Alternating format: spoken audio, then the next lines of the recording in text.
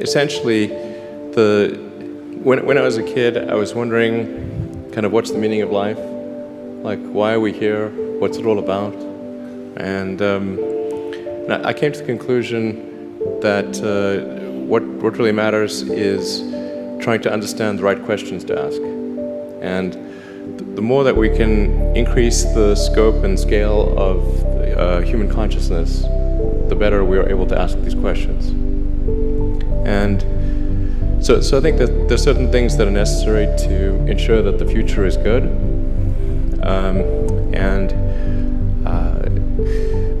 Some of those things are, in the long term, having long-term sustainable transport and sustainable energy generation, and to be a spacefaring civilization, and for humanity to be out there among the stars and be a multi-planetary species. I think being a multi-planet species and being out there among the stars is important for the long-term survival of humanity, and that's one reason, kind of like life insurance for life collectively, life as we know it. But then the part that I find personally most motivating is that it creates a sense of adventure, and it makes people excited about the future. And if you consider two futures, one where we are forever confined to Earth until eventually something terrible happens, or another future where we are out there on many planets, maybe even going beyond the solar system, I think that second version is incredibly exciting and inspiring, and there need to be reasons to get up in the morning. You know, life can't just be about solving problems. Otherwise, what's the point?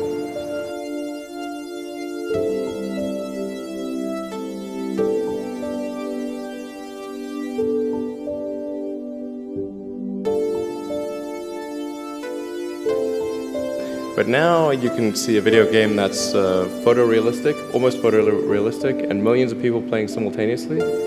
And you see where things are going with virtual reality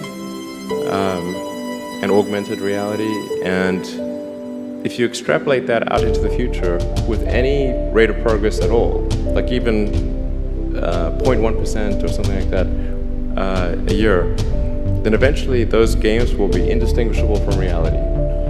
They'll be so realistic, you will not be able to tell the difference between that game and the reality as we know it. I hope we are out there on Mars and maybe beyond Mars, the moons of Jupiter. I hope we're traveling frequently throughout the solar system, perhaps preparing for missions to nearby star systems. I think all of this is possible within 50 years. And I think that would be very exciting to do that. And I think we'll see autonomy and artificial intelligence advance tremendously. To some degree, we are already a cyborg.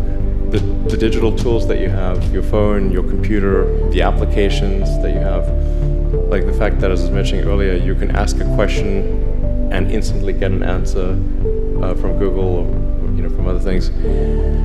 And so you already have a digital tertiary layer. I say tertiary because you can think of the limbic system, kind of the animal brain or the primal brain, and then the cortex, kind of the thinking, planning part of the brain, and then your digital self as a third layer. So you already have that, and it's like if somebody dies, their digital ghost is still around. You know, all of their emails and the pictures that they posted and their social media, that still lives, even if if they died. So over time, I think we'll probably see a closer merger of biological intelligence and digital intelligence.